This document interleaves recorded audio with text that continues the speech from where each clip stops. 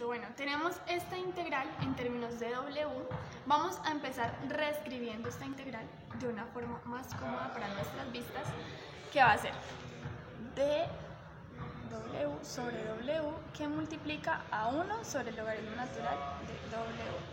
Ay, pero ¿por qué escribí esto así? Bueno, muy sencillo, la multiplicación de fracciones se hace así. De esto por esto me va a dar dw y esto por esto me va a volver a dar lo que tengo acá. Entonces tener esto es lo mismo que tener esa integral. ¿Para qué la reescribí de esta manera? Para que cuando hagamos el cambio de variable se vea de forma más visible y más sencilla para resolver. Entonces vamos a coger, casi siempre tratamos de que cuando hacemos cambio de variable cogemos lo que vemos más complicado. En este caso lo que más complicado se ve es este logaritmo natural. Entonces vamos a hacer logaritmo natural de w, lo vamos a hacer igual a una variable, digamos, no sé, j, ¿sí?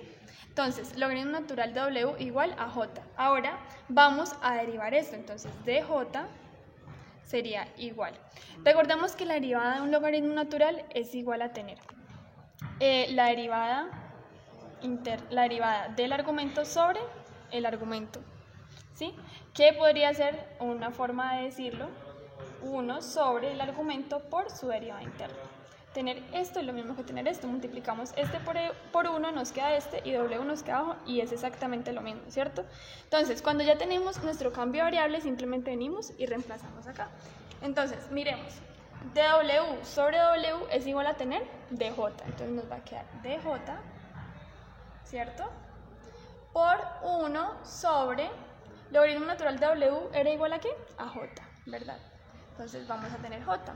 Ahora, dj por 1 nos va a quedar dj. Y bueno, perdón, esto ya estoy escribiendo mal. dj sobre j, ¿verdad? Ahora, ya tenemos esta integral. Obviamente, a nuestros ojos, esta integral se ve muchísimo más fácil que tener esta integral. Que recordemos que ese es el objetivo del cambio de variable, que nuestras integrales se faciliten. Ahora, acá, ¿qué podemos hacer?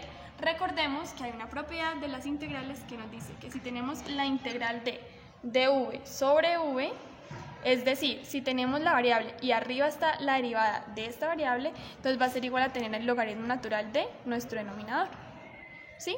Entonces, miremos que es el mismo caso que tenemos acá. Tenemos nuestra variable y arriba está la derivada de esa variable, entonces esto va a ser igual a tener el logaritmo natural de nuestro denominador, o sea, de j, ¿verdad? Ah, y bueno, ya acabamos la respuesta. No, tenemos que devolver este cambio de variable porque recordemos que la variable original es w, no j. Entonces vamos a ver a qué equivale j. Entonces teníamos al principio que j es igual al logaritmo natural de w. Entonces sencillamente vamos a hacer el cambio. Nos va a quedar, ojo con este error que no, para que no lo cometan, nos va a quedar logaritmo natural, ¿verdad? De j que vale logaritmo natural de w. Entonces va a ser logaritmo natural de logaritmo natural de w, ¿cierto? Más nuestra constante de integración ya acostumbrada a colocar en nuestras integrales indefinidas, y esta sí sería la respuesta de nuestra integral original. Bueno, tenemos esta otra integral que vemos funciones trigonométricas aquí, seno y coseno, y uno dice, oh por Dios, ¿cómo voy a hacer esto? Bueno, pero es muy sencillo, vamos a poner en práctica las mismas propiedades que hemos visto durante los otros videos. Entonces vamos a hacer algo muy sencillo. Recordemos que cuando teníamos una raíz, ¿cierto?, de una variable elevado a un exponente, en este caso, perdón, está elevado al exponente 1, ¿cierto?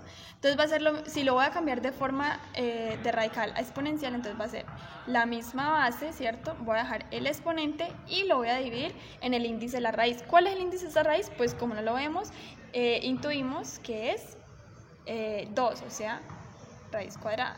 Entonces nos va a quedar x elevado a un medio, ¿cierto? No ha pasado nada aquí. Ahora, vamos a tener seno, ¿cierto? Seno, ¿cierto? Este seno va a estar elevado a un exponente. ¿Qué exponente tiene este seno? Tiene 1, ¿verdad? Entonces lo va a pasar a forma exponencial. Me va a quedar seno de x elevado a la 1, ¿cierto? Que es su exponente. Y lo voy a dividir entre el índice de la raíz, que también es 2, raíz cuadrada. ¿Sí? Miren que esta X es representativa. Aquí adentro del radical puede haber una expresión y también la va a poder transformar de forma radical a forma exponencial. ¿Para qué les digo esto? Porque acá dentro de esa raíz tenemos 1 menos seno de teta, ¿cierto? Recordemos que ese teta también es representativo. Y toda esta expresión que está adentro de la raíz está elevado ¿a qué? Al exponente 1, ¿verdad? Porque no vemos que esté al cuadrado o a la 3, nada, está al exponente 1. ¿Qué va a pasar? Vamos a dividirlo, lo dejamos tal cual, elevado a la 1, y lo dividimos en el índice de la raíz, que en este caso también es 2, raíz cuadrada. Entonces, nos va a quedar 1 menos seno de teta elevado a la 1/2, ¿verdad? Entonces, tener esta raíz es lo mismo que tener esta expresión, entonces vamos a cambiarlo. Listo, entonces, tenemos que esta raíz es lo mismo que decir este término exponencial, ¿verdad? Ahora, vamos a utilizar otra propiedad que nos dice que si nosotros tenemos 1 sobre x elevado a un exponente, es lo mismo que tener x elevado a ese exponente, pero de forma negativa, ¿cierto? Lo podemos, en otros términos, podemos subir, este denominador lo podemos subir, pero con su exponente negativo. Volvamos a hacer aclaración, esta x es representativa, entonces podemos tener 1 sobre seno de x, ¿cierto? Todo este exponente a la 1, ¿verdad? ¿Cierto? No vemos exponente, entonces es 1, y voy a subir esto, entonces me quedaría seno de x elevado al mismo exponente, pero de forma negativa, ¿cierto? Entonces, ¿para qué vamos a hacer esto? Porque vamos a coger esta expresión, ¿verdad?, que está elevada a un exponente, y la vamos a subir, pero con su exponente de forma negativa, de esta manera. Entonces, tenemos nuestra expresión, está elevada al mismo exponente, pero de forma negativa porque lo subimos al numerador. Y recordemos que en la parte de arriba teníamos coseno de teta, entonces quedaron esos dos términos multiplicando, ¿verdad?, coseno de teta por su diferencial. Bueno, ahora vamos a ver para qué hicimos estas propiedades, para que se nos facilitara nuestra integral. A partir de ahora vamos a empezar a trabajar en base a la propiedad que nos dice que si tenemos la integral de v elevado a un exponente y adelante tenemos la derivada de v, eso es igual a tener v elevado al exponente y le sumamos 1 dividido ese exponente sumado 1. Entonces, ¿qué vamos a hacer? Este sería nuestro v, ¿verdad? ¿Cierto? Sería nuestro v, y este por lo tanto tendría que ser nuestro dv. Vamos a ver si la derivada de este término está adelante. Entonces, ¿qué vamos a hacer? Recomiendo que saquemos esto como una función aparte, ¿verdad? Entonces vamos a sacar 1 menos seno de teta, ¿cierto? Todo lo que está adentro, y vamos a ver si su derivada está adelante. ¿Por qué no cogemos el exponente? Porque la propiedad nos dice que adelante debe estar en la derivada de lo que está adentro, o sea, de v. Entonces, por eso solamente cogemos esta expresión. Entonces, vamos a ver. Vamos a derivar. Entonces, la derivada de 1, como 1 es constante, la derivada sería 0, ¿verdad? Ahora, tenemos menos seno. Recuerden que este signo le pertenece a este término, entonces tenemos menos seno. Entonces, la derivada de seno es coseno, ¿cierto? Coseno de teta. Y la derivada de menos seno es menos coseno de teta, ¿verdad que sí? Entonces, finalmente la derivada, por su diferencia, teta, la derivada sería, el 0 pues va a estar ahí, ya no hay necesidad de colocarlo, menos coseno de teta por de teta, ¿cierto? Entonces, notemos que la derivada de toda esta expresión es esta de acá. Vamos a ver si la tenemos. Aquí adelante tenemos coseno de teta por de teta. Miren que es prácticamente la misma, simplemente que me hace falta un menos. Entonces, utilizamos el trucazo de agregarle un menos, sacar un menos y meter un menos. Entonces, lo vamos a acomodar de esta manera. 1 menos seno de teta, ¿cierto? Todo eso elevado a nuestro exponente menos 1/2, y como sacamos un menos, metemos un menos y nos queda menos coseno de teta por de teta. Aquí básicamente no hicimos nada, porque si yo saco este menos, lo multiplico por este menos, me va a dar más y voy a volver a esta expresión original.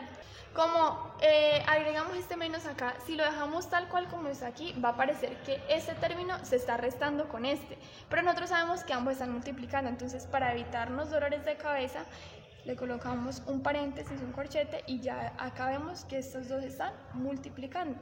Entonces tenemos v elevado a un exponente, este sería nuestro v elevado a un exponente, y adelante está su derivada, que sería esta como ya lo vimos. Entonces, ¿cuál sería la respuesta a nuestra integral?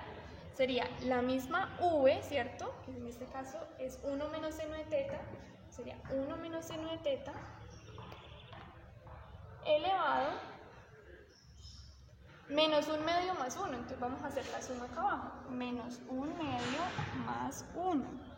Le agregamos denominador 1 y hacemos el método de la carita feliz, de izquierda a derecha. Menos por más, menos. 1 por 1, 1. Ahora acá, dejamos el signo de la mitad. 1 por 2, 2. Y 2 por 1, 2. Debo 1, pero tengo 2 para pagar, entonces pago y me queda 1 sobre 2. Entonces, menos 1/2 más 1 es igual a tener 1/2. Entonces va a ser igual a 1/2 sobre 1/2. ¿Cierto? Listo. Ahorita ya en este paso, esa es la respuesta a nuestra integral, pero vamos a acomodarla de una forma que quede más bonita. Entonces, vamos a coger este término, ¿verdad? Miren que tenemos una fracción abajo, le vamos a colocar un denominador 1 para que podamos hacer nuestra ley de extremos y medios. Entonces nos va a quedar algo así. Le agregamos un 1, ¿cierto?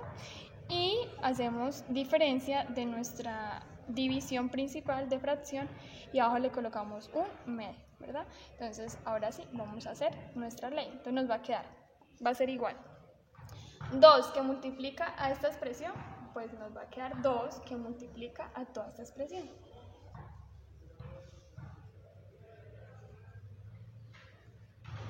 Sobre 1 por 1, 1, pero pues sabemos que no es necesario colocar nuestro denominador 1, entonces lo vamos a dejar así. Por último, nos vamos a dar cuenta que así como nosotros teníamos una raíz, ¿cierto? Con una variable elevada a un exponente y era igual a tener esa base elevado al mismo exponente dividido el índice de acá, entonces va a pasar el índice a dividir y nos va a quedar acá. Como podemos llegar de este lado a este, de acá también podemos llegar a este lado. Entonces tenemos esta expresión elevada a un exponente, lo vamos a convertir en raíz, entonces nos va a quedar 2 que multiplica la raíz cuadrada de 1 menos seno de teta. Recordemos que el exponente de toda esta expresión es 1, ¿cierto? Y este 2 nos está indicando el índice de la raíz. Entonces esta sería la respuesta más la constante de integración. Y finalmente esta sería la respuesta de nuestra integral principal, que era esta. Sin olvidar que nosotros cuando le agregamos este menos a la integral, no lo podemos dejar por fuera de la respuesta. Qué pena. Acá tenemos le agregamos el menos, va a ser una respuesta negativa por el menos que le incluimos acá para que cuando salga este se cancelen y me vuelva a quedar. Recordemos que si nosotros no colocamos este menos en la respuesta, ¿cómo comprobamos que esta integral nos quedó buena? Nosotros derivamos esta respuesta. Si nos vuelve a dar lo que teníamos al principio, entonces sí es la respuesta de nuestra integral. Si no colocamos este menos, es obviamente que no nos va a dar la misma respuesta. Por eso es importante no olvidarlo. Bueno, ahora tenemos esta integral que también se maneja con funciones trigonométricas. Podemos empezar reescribiéndola de la siguiente manera. Vemos que tenemos 1 menos seno al cuadrado de y eso nos recuerda la identidad fundamental de la trigonometría, que nos dice que coseno al cuadrado de y es igual a tener 1 menos seno al cuadrado de y, ¿cierto? Esto sale de esta identidad, coseno al cuadrado de y más seno al cuadrado de y es igual a 1. Cuando despejamos coseno nos sale esta identidad de acá. Entonces, ¿por qué identidad? Porque lo que está de este lado es igual a este lado. Entonces, miremos que tenemos 1 menos seno al cuadrado de y. Entonces, yo podría escribir ese 1 menos seno al cuadrado de y como arriba me queda seno de y sobre 1 menos seno al cuadrado de y es igual a coseno al cuadrado de y. Entonces, lo reescribo de esta manera. Y en términos diferentes, tener esa integral es lo mismo que tener esta que está acá. Entonces, ya acomodamos y reescribimos nuestra integral, ahora vamos a ver qué otras cosas podemos hacer. Volvemos a nombrar nuestra propiedad que teníamos cuando tenemos 1 sobre x a la n, es lo mismo que tener x elevado al mismo exponente pero negativo. En otros términos lo subimos. Es lo mismo que vamos a hacer acá. Recordemos que este coseno al cuadrado lo podemos escribir como coseno de y, todo esto elevado al cuadrado, como para que lo veamos de una forma más bonita y podamos entender cómo lo vamos a subir. Entonces, nos va a quedar la integral, ¿sí? Y vamos a subir todo este término a la parte de arriba. Entonces nos va a quedar coseno de y, ¿cierto? Y todo esto elevado a nuestro mismo exponente, pero de forma negativa porque lo subimos, ¿verdad? Y nos va a quedar multiplicando por seno de y. Seno de y por su diferencial. Entonces, ya teníamos esto escrito de esta manera. ¿Para qué lo volvimos a reescribir? Pues con el objetivo de utilizar esta propiedad de las integrales, básicamente, que nos dice que cuando tenemos v elevado a un exponente y la derivada de v está adelante, es lo mismo que, entonces su respuesta va a ser v elevado a ese exponente sumado más 1 sobre el exponente sumado más 1, ¿verdad? Entonces vamos a ver si acá podemos hacerlo. Este sería nuestro v y este sería nuestro dv. Vamos a ver si es la derivada de esta función si está adelante. Entonces sacamos y igual a coseno de y, ¿cierto? La derivada de coseno es menos seno de y. Por su derivada interna, derivada de y, 1, entonces sería así sería, bueno, de y. Entonces, bueno, aquí vemos que la derivada interna de y sería de y, ¿cierto? Pero yo escribí la misma variable, qué pena. Entonces, es bueno escribir una variable diferente porque para que hagamos diferencia entre esta parte y esta. Entonces, tenemos coseno de y, ¿cierto? Igual a u. Y la derivada de u sería igual a menos seno de y por de y. Entonces, miremos que tenemos coseno de y, ¿cierto? Que es nuestra función. Y adelante tenemos seno de y, la derivada es menos seno de y. Entonces, ¿qué nos faltaría? El menos. Entonces, vamos a ver. Le agregamos un menos a nuestra integral, lo sacamos y lo vamos a agregar adentro de nuestra integral. Coseno de y elevado a la menos 2 menos seno, metimos el menos, sacamos el menos, ¿cierto? Pero para evitarnos problemas de pensar que están restando, colocamos unos paréntesis que nos hagan aclaración que están multiplicando y todo por su respectivo diferencial. Ahora sí, miren que tenemos una función elevada a un exponente y adelante está la derivada de la función. Entonces, ¿qué podemos decir? Que la respuesta integral será menos, ¿cierto? El menos que le agregamos y nos va a quedar nuestra función elevado menos 2, ¿cierto? Nuestro exponente sumado 1 sobre nuestro exponente sumado 1, ¿verdad que sí?